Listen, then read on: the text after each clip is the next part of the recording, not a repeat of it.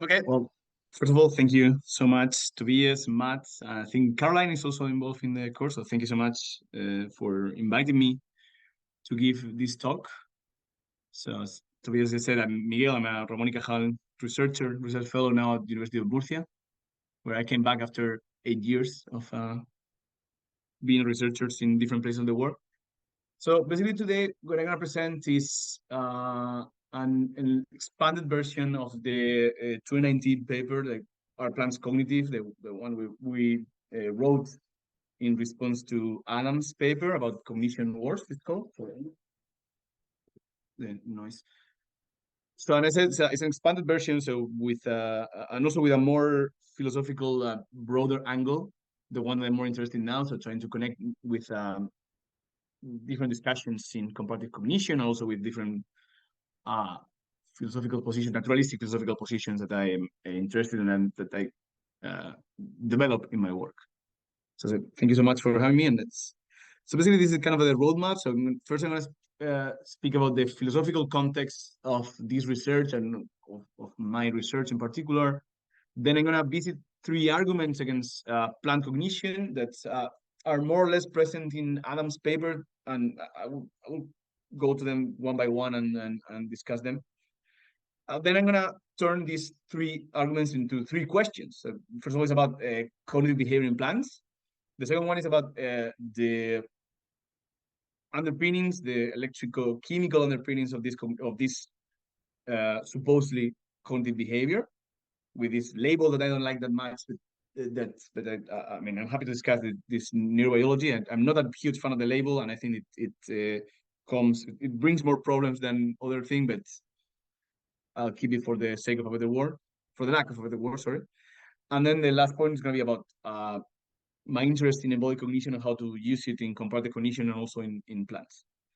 So first, as announced, is the philosophical context of this. So basically, I try I like to find or to situate this project in the broader context of the broader project of comparative cognition. So basically, this is a quote from Sarah Settleworth in her Fundamentals of Comparative Cognition. She said, well, comparative cognition asks what our minds share with those of other creatures on this planet and what makes us unique.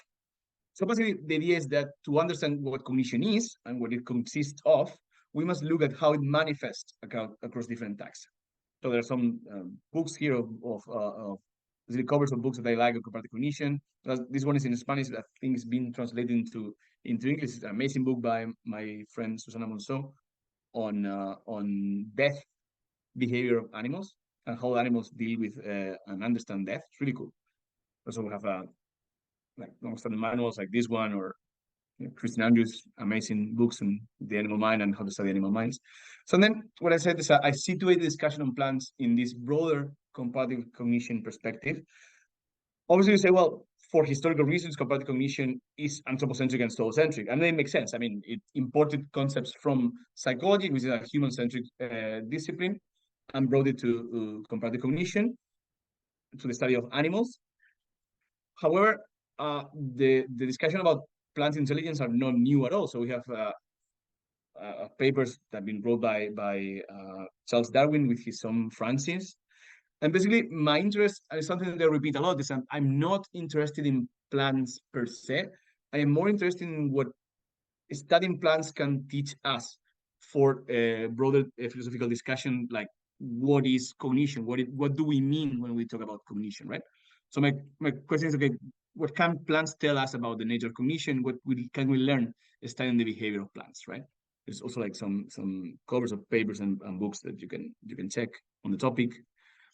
So here the Minimal Intelligence Lab basically is a lab composed of scientists. We have biologists, ecologists, behavior analysts, plant physiologists, carrying out experiments, and philosophers. And then when we say that, the first question I face is, okay, but what can philosophers bring to that? So what do you do, philosophers?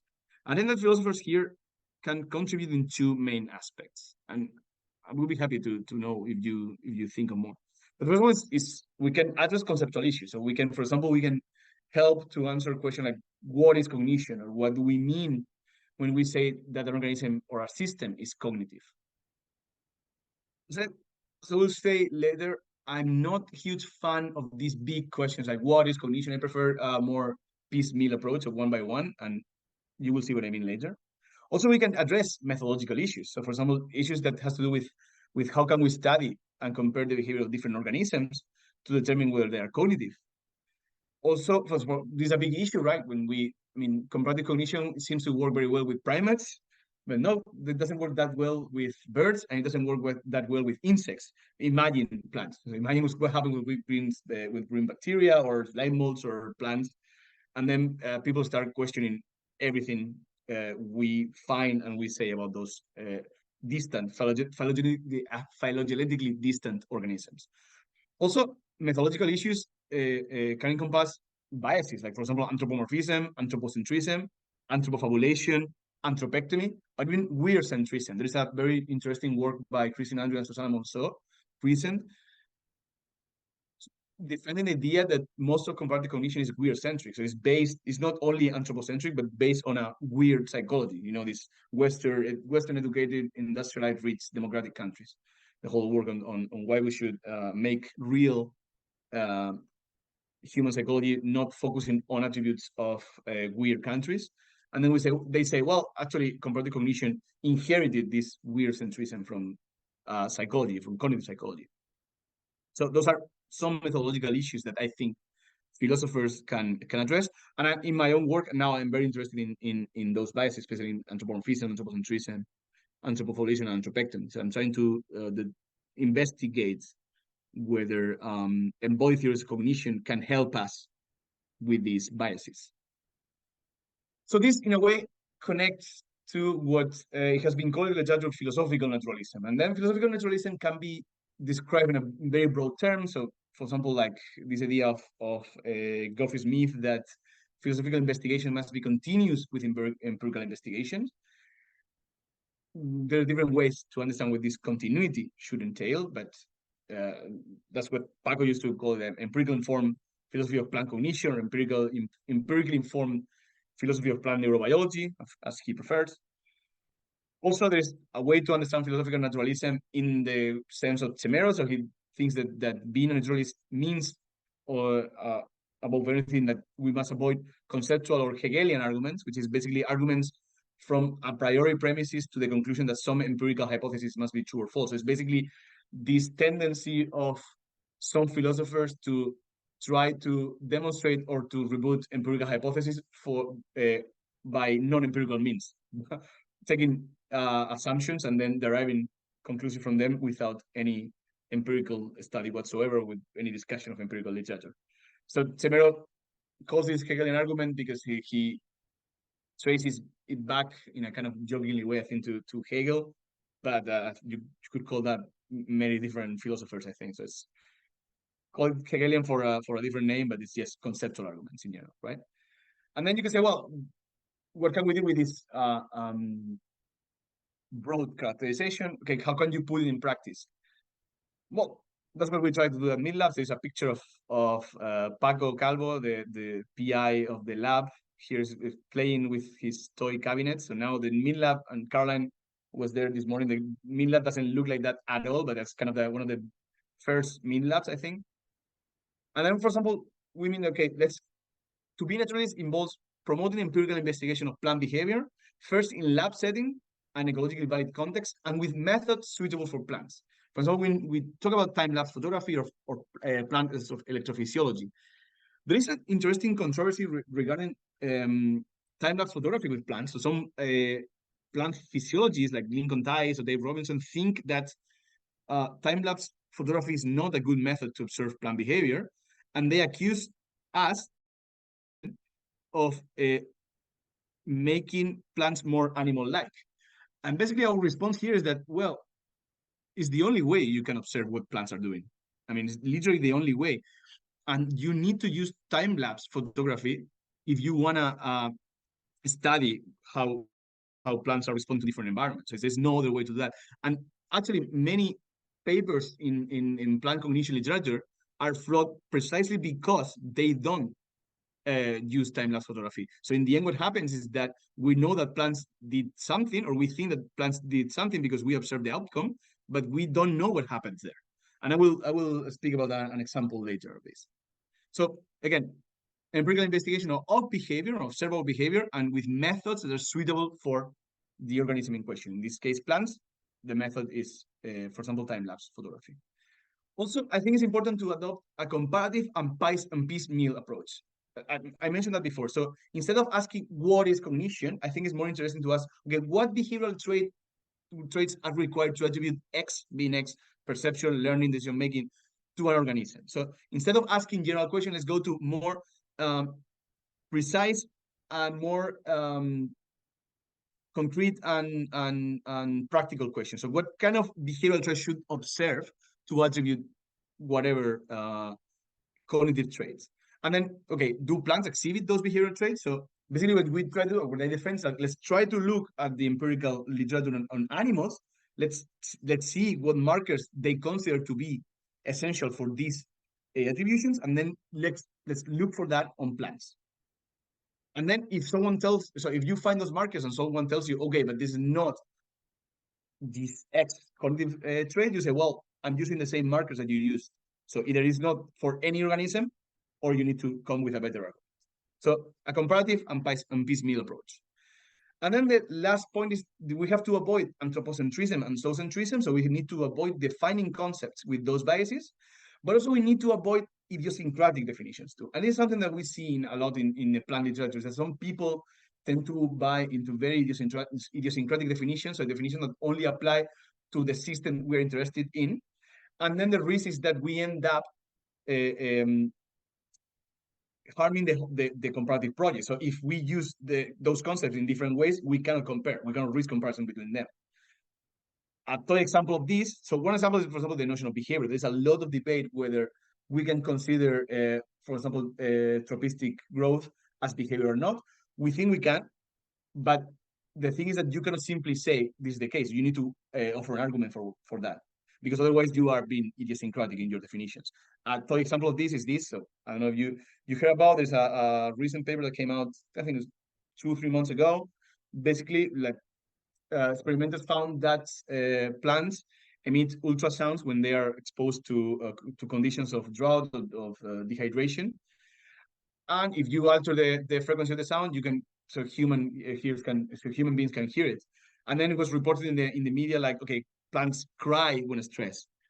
Well, this is a good example of if it's a toy example, but it illustrates well what I mean by idiosyncratic definition. So no one ever said plants cry. The only thing we discovered, or not we, but them, the only thing they discover is that plants emit a sound when they're exposed to specific harmful conditions. Calling this a cry is a big leap that we shouldn't make. Another example is very common. So I'm sure that you have heard talks by Stefano Mancuso. No, there's a very famous TED talk where he presents a time-lapse video of different growing seeds, and they interact with each other. So, then Mancuso in the talk said, well, plants are playing. Well, be careful. So again, and then either the risk is that either we turn concepts into metaphors and they're not useful anymore, or we end up with very idiosyncratic specific definitions, and then they are not useful for comparison either. Okay, so avoid, as I said, zoocentric and anthropocentric definition, but avoid the other extreme, is idiosyncratic definitions. Okay, now that we have this kind of background context, I want to focus on the paper, right? Or on the debates about plant cognition. I think there are 3 main arguments against plant cognition. The first one is this idea that cognitive organisms exhibit flexible behavior. Plant behavior is not flexible, it's hardwired, according to them. Therefore, plants are not cognitive. This is an argument that you can see in Adams, when Adams says that actually plant behavior is like automatic garage door behavior, but it's also present in the work of some activists, like, for example, in Freud and Di Paolo in 2011. The second argument is the idea that cognition requires a brain or a nervous system. Plants do not have a brain, of course, sorry. Therefore, plants can't be intelligence. People have championed this argument many times, are Lincoln Tice, Dave Robinson, John Mallat. So it's something that they repeat a lot in their paper. and I want to discuss it later. And then the last argument is, okay, cognition requires the manipulation of mental representations or some sort of mental representations, and we will come to that later. Plants do not have mental representations, according to them. Therefore, plants can be cognitive. This is something that appears in Adams, although Adams is worse because he appeals to very specific kinds of representation or conceptual representations. But for example, it's also in Kenesawa or Adams and Gabrielson. So has been an argument that it's an argument that has been used in the past. Then as I said before, I want to turn those arguments into questions that we can investigate. So the first question is, okay, is the behavior of plants sophisticated, flexible enough to be considered intelligent or cognitive? The second one is, okay, is what internal mechanisms are involved in the production of such intelligent behavior? So if the behavior of plants is sophisticated enough to meet markers of cognition, then the next question, okay, what internal mechanisms are there? So what are the means by which plants can behave in this way? And then the third question is, okay, are mental representations needed to explain what plants do? And if so, what sort of mental representations? Because mental representations are not a unified category. There are many different representations to the point that sometimes I doubt representation is a scientific concept. And I can come back to these fights later if you want.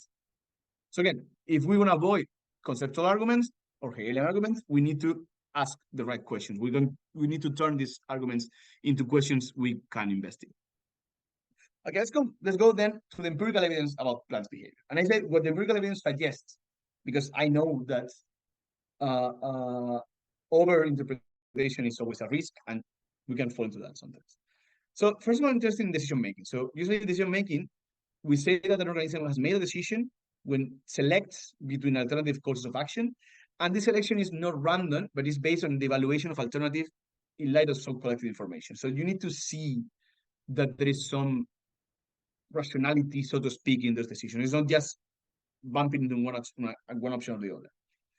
So decision-making is kind of the first marker of cognition, because it's the first distinction between decision-making and inflexible behavior, and between decision-making and hardwired reaction to environmental cues.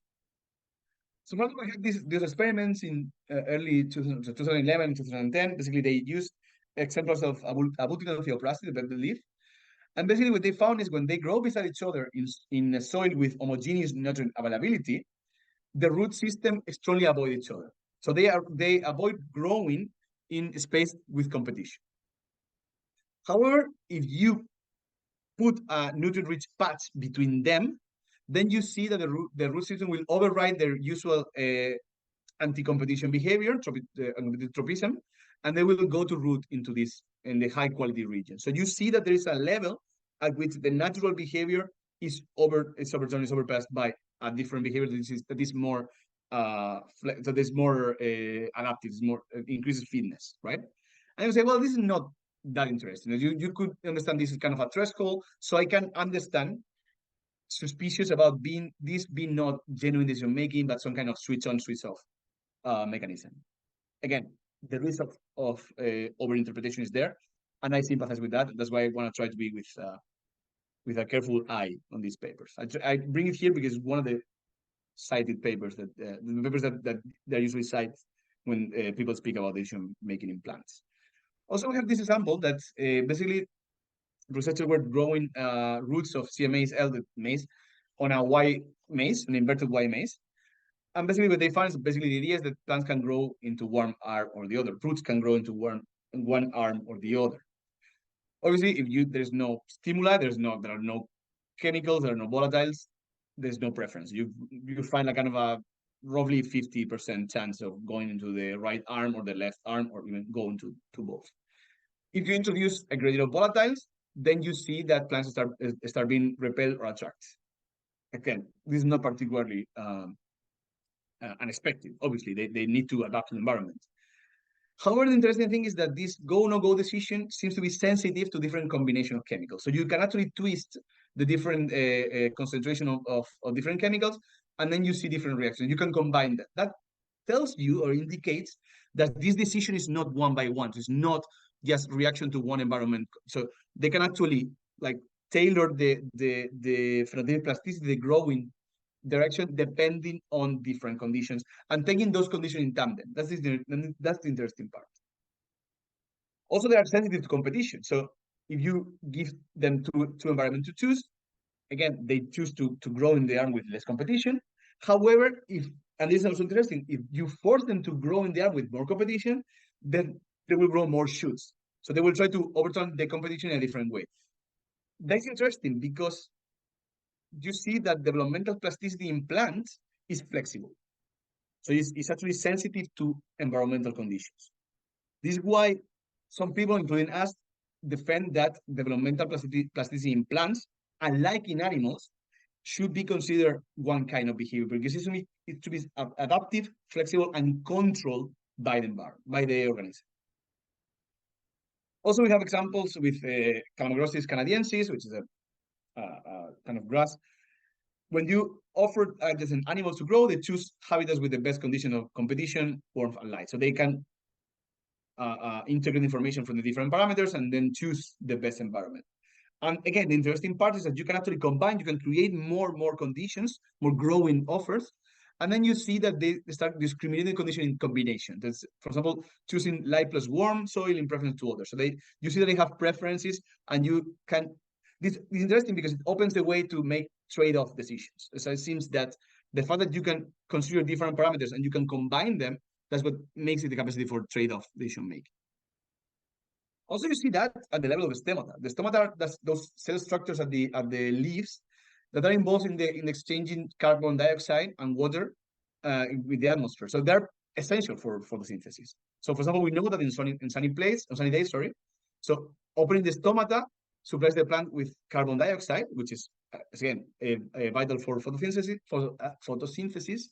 However, the problem is that when you open the stomata, allows for the water inside the plant to evaporate. So opening the stomata in sunny days also comes with the risk of dehydration. Here we have the trade-off here. So I need to open the stomata to exchange carbon dioxide, but not too much that I fall in the risk of dehydration.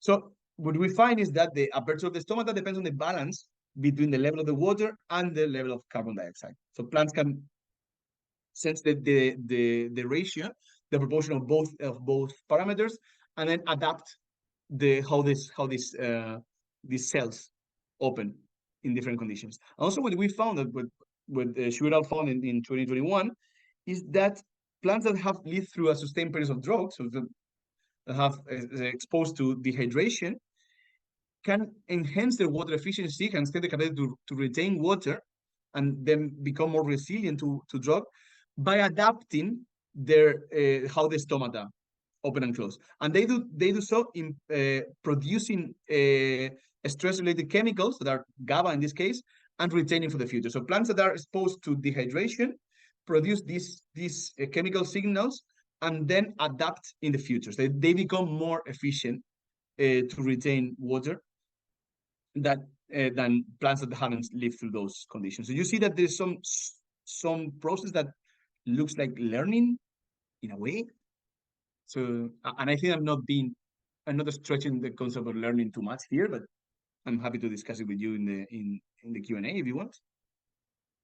Also, sorry, let me one moment close this. Yes.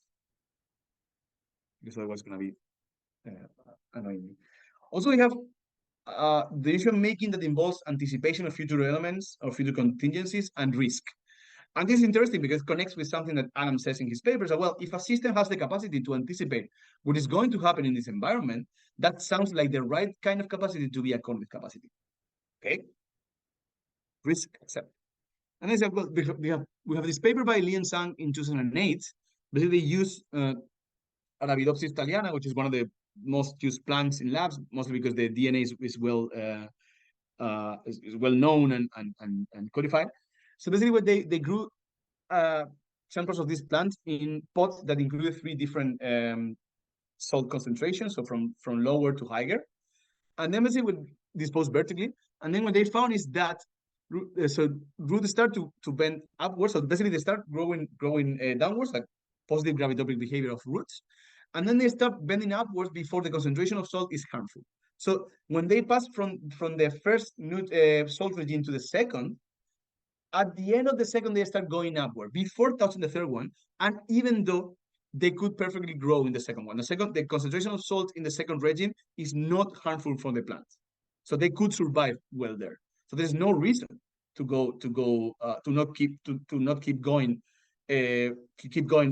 downwards, unless, and this is the hypothesis of Li and Sang, is that unless the root can sense ion gradients in the growing environment, so they can feel that they can sense, sorry, that the concentration of salt is growing, therefore uh, start growing downwards is a good idea. So they make decisions that enable roots to stay away from high salt.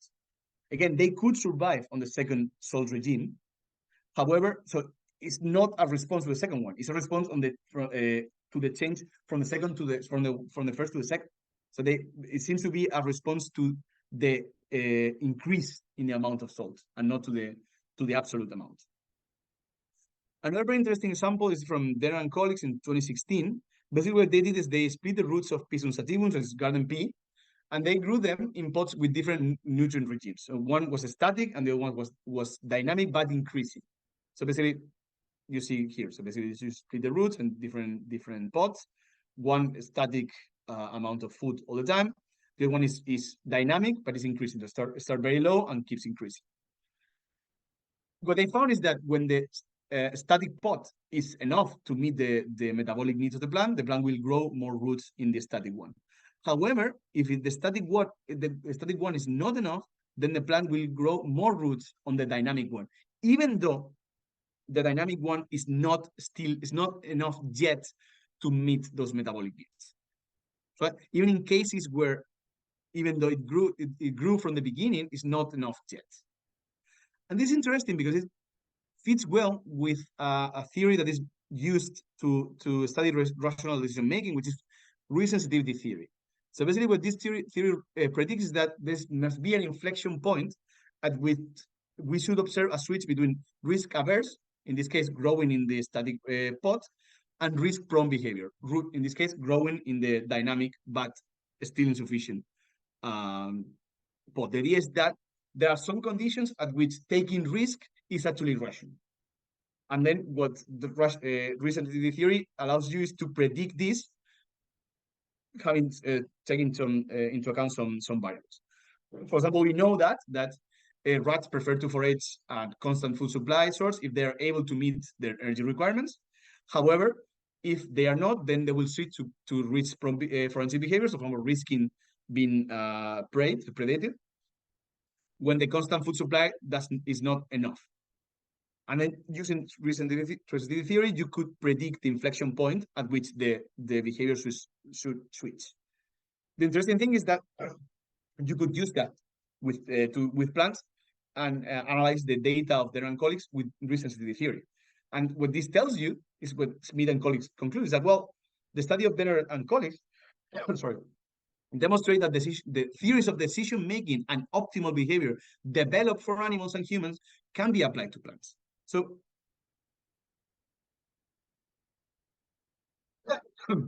sorry. What we have here is that using observable behavior without many, sorry, without making any assumption of what underpinnings or what kind of organism are we observing, just observing behavior and then applying a theory that is species neutral, you find similar markers. And the idea is, well, if when those markers are found in animals, you call that rational decision making, you should call rational decision making too when it's found in plants. Otherwise, you're incurring some kind of weird bias or some kind of double standard that you need to justify. So yeah, theories of decision making developed in animals and humans can be applied to plants according to Smith and colleagues. There are other interesting examples. For example, we have example of selective and flexible mimicry. So here the star is Bogilla trifoliolata, which is a plant native from Chile that seems to be able to mimic the leaves of different hosts. Here there are three different hypotheses. One is chemical volatiles, box. The other option is some kind of horizontal genetic transmission. So they are able to detect which plant are they hosting and they mimic the leaves using some sort of horizontal genetic transmission.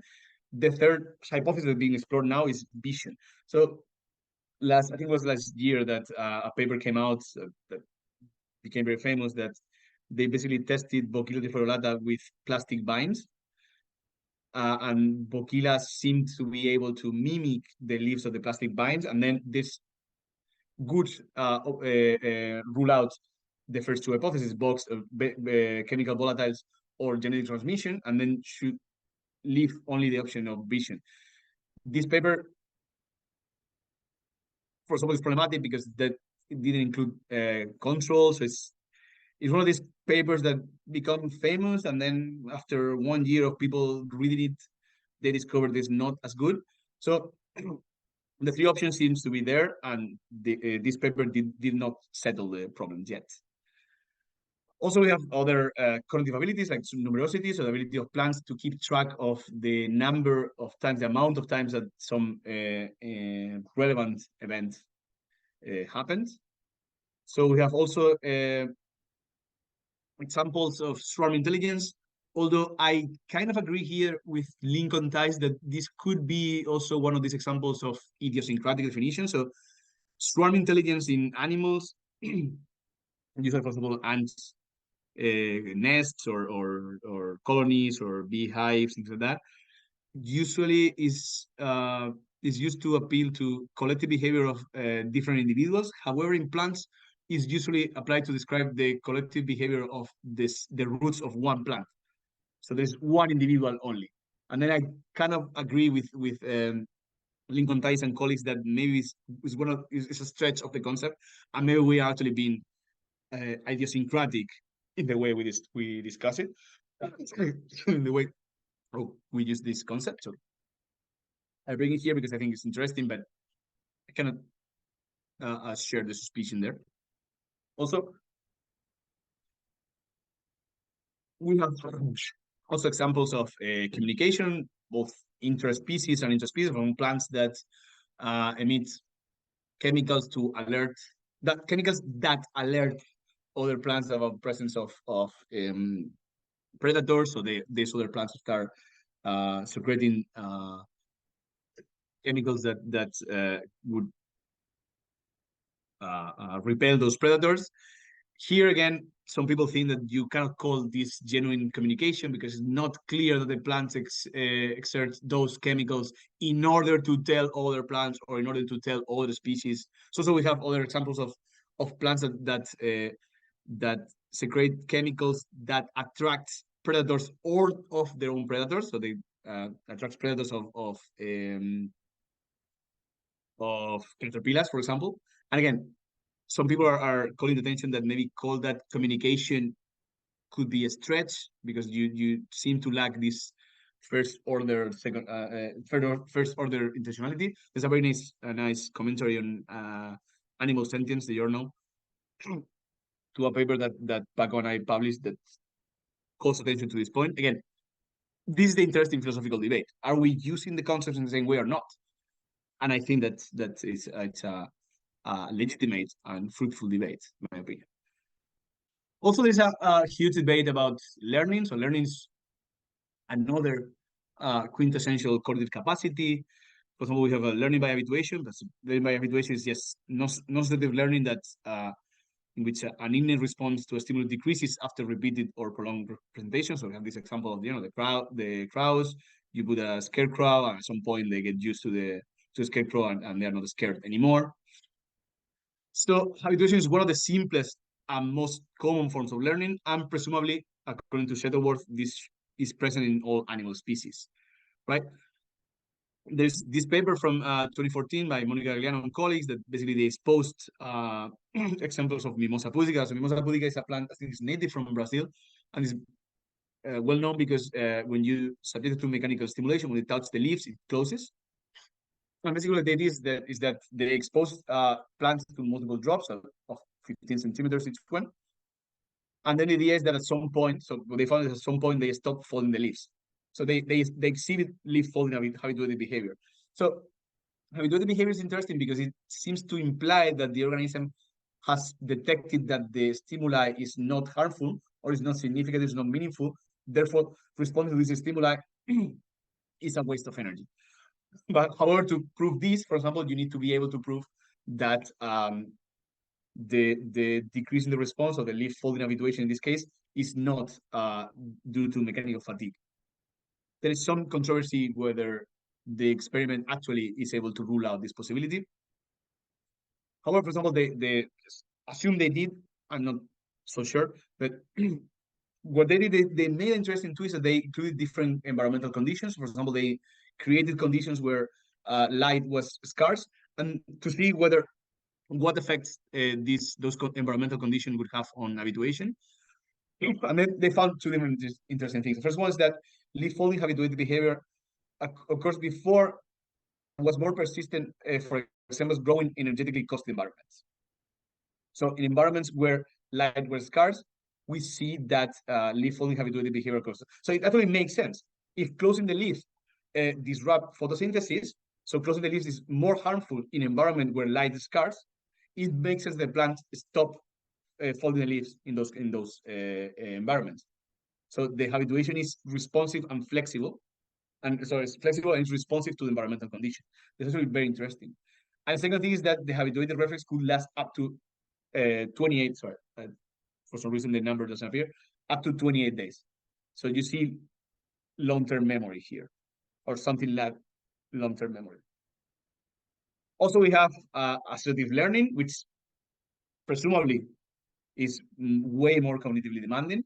So basically, we know you all know that the Pavlovian dog. So it results from exposure to relationship among events. So for example, we have this initially neutral event. This is the bell that is presented next to a significant and meaningful event, food, and then at some point the initially neutral event becomes conditioned. So starts eliciting the same response as the originally meaningful stimulus. So it becomes so that the organism starts responding the same way as responded to the originally meaningful things like the food. So it starts responding to the bell in the same way as responds to the food, right? As I said, presumably associative learning is cognitively more demanding. And then we have this paper from 2016 from Caroline and colleagues. Basically, they run all these training protocols with peas and sativa, with garden pea. Basically, they had to grow in this Y maze, so they could go either left or right. And then the idea is that if they could use, so in some protocols they were using light and fan on the same arm, and the idea is that they were training, and at some point they were test if they would use the farm, which is in this case the originally neutral stimulus, as a predictor of the light, which is the originally meaningful. So if the fan became conditioned as the bell became conditioned in the dog's experiment, right? So you can do it positive association or negative association, right? So what they found is that the fan became a predictor of light. I said, well, they tested positive association, 62%, and negative association, 69%.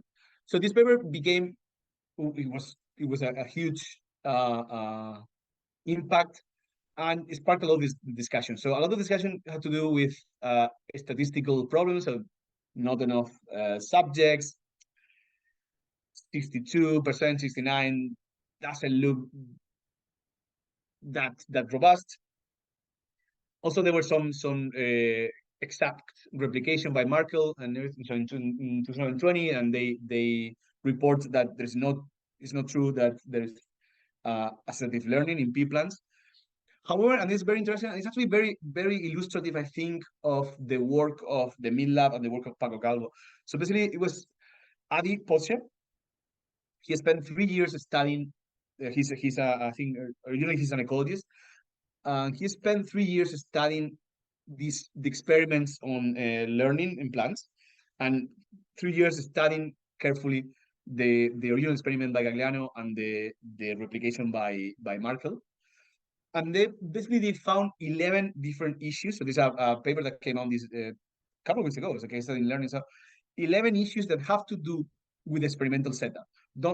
Issues that don't have to do anything with the statistics, with the number of exemplars or anything, that have to do with how you run the experiment.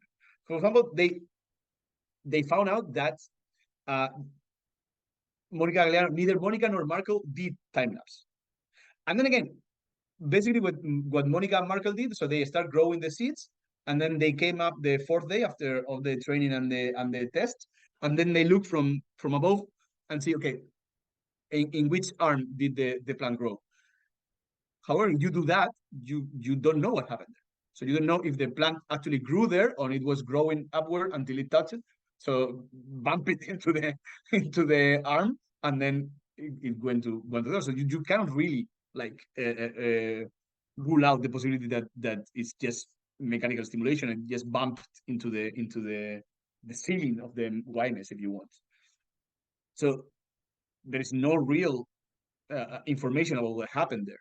Also, like problems that have to do with the alignment of the seeds, problems that have to do with the chambers, problems have to do with the automation, because it was not automated.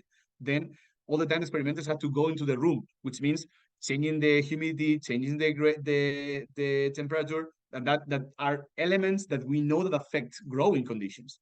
So basically they published, so they spent 3 years trying to replicate that, and they found that those experiments are completely meaningless because they have so many flaws.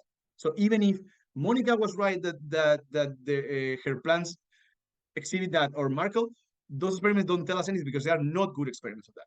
So now they are trying to replicate that, and they propose 11 ways to solve those issues. So automation, they growing, so planting the seeds with a laser alignment, etc. I mean, Caroline was this morning was with Paco, and he was explaining everything here. So again, this is a good example of that.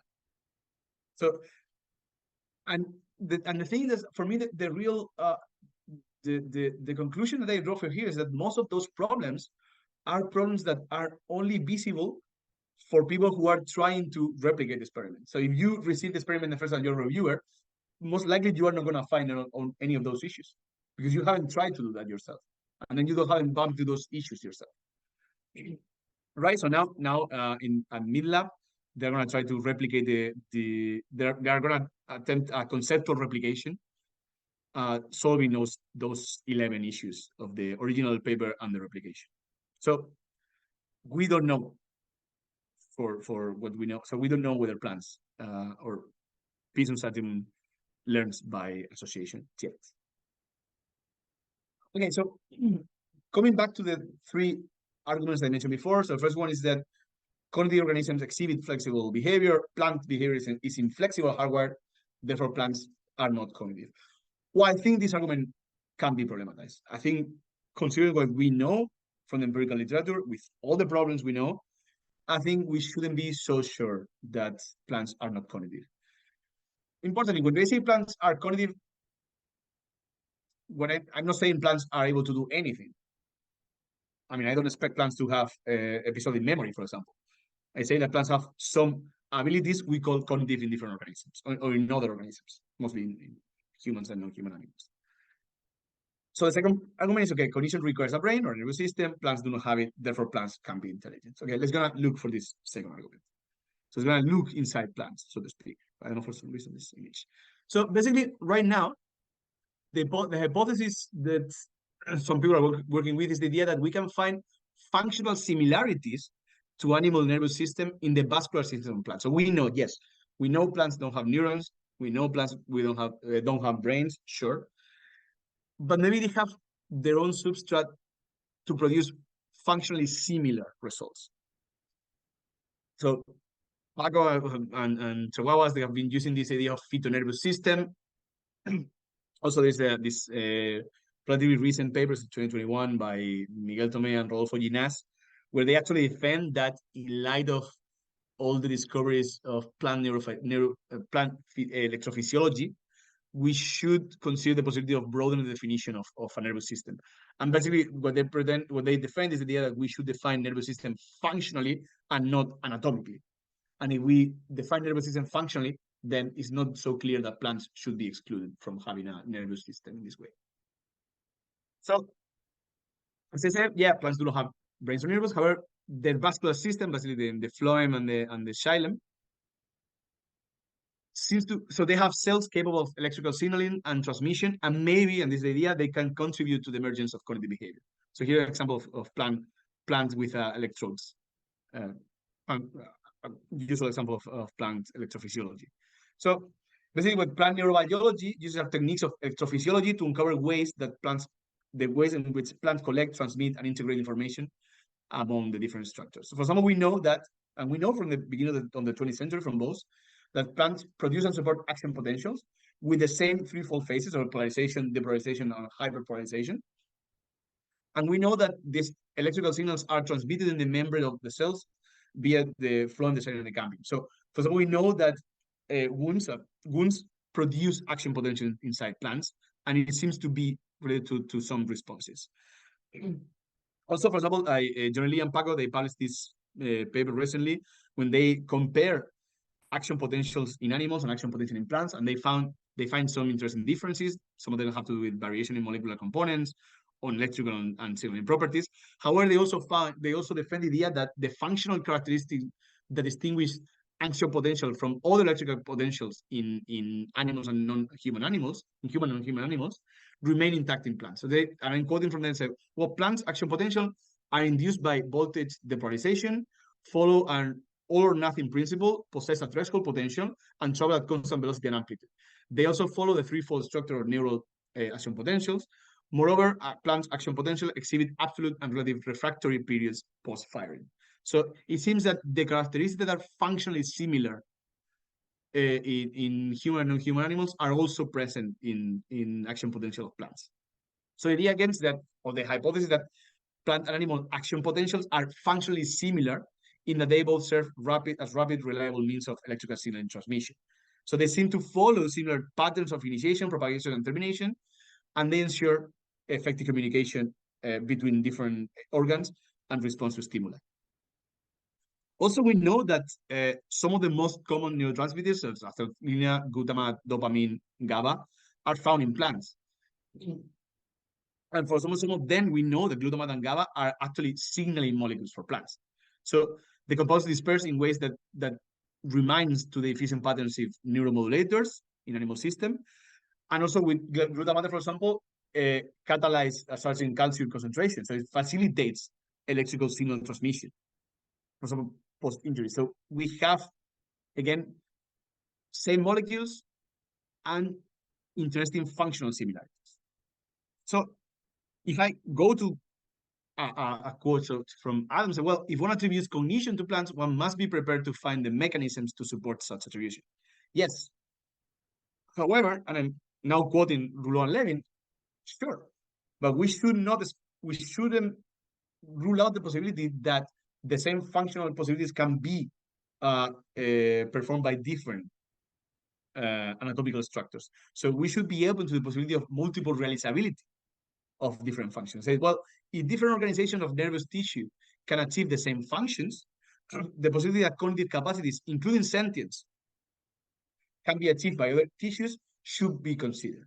So this is from a commentary that they wrote in Animal Sentience. I saw today that they have published a longer version of this. So came out yesterday, I think. So I couldn't read it yet. I haven't had time. But basically, in this paper, they defend the multiple realizability of cognition. And they say, well, there's no reason to suppose that the same functions cannot be achieved, can be performed by different anatomical structures. In this case, yes, plants do not have neurons, but they have cells that are able to electrochemical transmission in ways that resemble the electrochemical transmission performed by nervous tissues in animals. So again, the second argument, okay, cognition requires a brain, plants do not have it, therefore plants can't be intelligent. Again, the vascular system of plants seems to be functionally similar to nervous system, at least in some regards. And the possibility of multiple realizability should be considered. Then let's look at the third argument. The idea cognition requires the manipulation of mental representations. Plants do not have mental representations, therefore plants can be cognitive.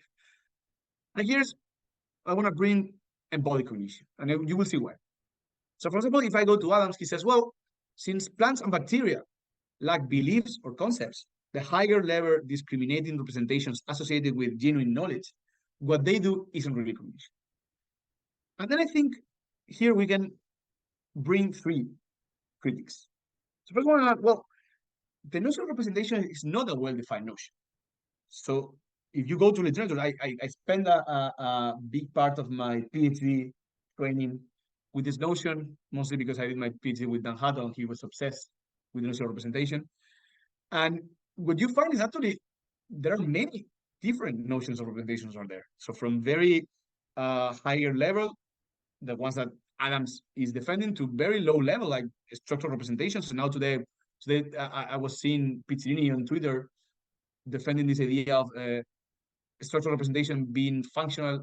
So functional correlates it's a very cheap notion of representation if you want, and it's not so. The more you deflate the notion of representation, the more likely it is that you will find representations everywhere. So first of all, representation is not an all-encompassing, well-defined notion, at least in my opinion. Second is there's no reason to suppose that cognition depends on having conceptual level representation. So I think this is to beg the question. There is no. I think you need to advance a very solid argument to draw this conclusion. And the third point is that I think this is actually overly demanding. So why? Because even if you can accept that conceptual representations are present in humans, it's not so clear that conceptual representations are present in non-human animals. So do they have concepts? Do they have beliefs in the robust sense? So, and the point is that I think that positing conceptual representations as the hallmark of cognition, we run the risk of advancing important limitation to our cognitive science. So we can leave out consideration all forms of sophisticated behaviors that we find in the animal and plant kingdoms, and then we restrict in an undue and unjustified way the domain of the cognitive science. So I think that it's not just question begging, but actually unjustifiably limited. So for this, I want to bring embodied cognition. So there's a picture of Barbara Webb. There's a classic example of cricket phonotaxis. So phonotaxis is basically the ability of female crickets to trace and to follow the sound signals of cricket males, chirps, and they can do so in very loud and crowded environments. So they're very good at that. And then Barbara Webb in the 90s, where she was inspired by this biorobotics movement that was a huge hit in the 90s. And then she was trying to, okay, let's gonna build a robot that can mimic this sophisticated behavior. And then the obvious starting point was, okay, let's gonna increase computing capacity. It's gonna make more powerful computers. So it's gonna make design a computer so powerful that can take all sounds and then trace it back from the source and then distinguish from all kind of different signals that you find in an environment. And then she was able, and then at some point said, well, what if instead of increasing computing capacity, why don't we look at the anatomy? Why don't we look at the body of crickets?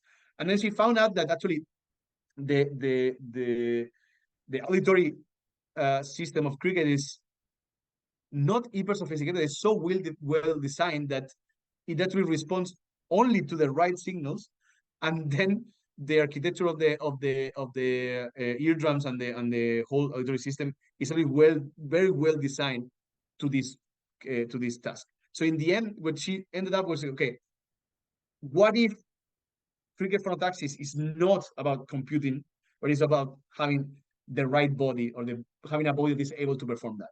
Then Barrett used that example as a good example of embodied cognition. So it's a good example in which the body plays a causal role in that, so that computing is not so necessary. It's not or higher level computing. So from here we can start two hypotheses. We can go to the more modest version. It's it's a quote from Supersizing the Mind from Andy Clark.